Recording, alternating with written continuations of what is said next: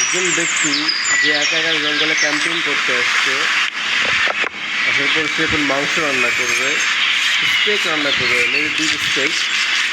দেখা যাচ্ছে কীভাবে রান্না করে। সে প্রথমেই চর্বি ছাড়া, হাড্ডি ছাড়া মাংস কেটে নিল। প্রথমে সল্ট দিবে বোধ হয়, তো সল্ট এবং হার্বস মশলা ক্র্যাশ করে নেবে ফার্স্টে। তার এই মটর পিস্টন খুব সুন্দর, কাঠের তো সুন্দর দেখা যাচ্ছে। এখন সাউথ হেভের স্টাইলে লবণ এবং মশলা ছিটাবে। তো প্রথমেই সে কাট করে নিল, ডিজাইন কাট, নাহলে তো ভিতরে মশলা ঢুকে যাবে। এই তো এভাবে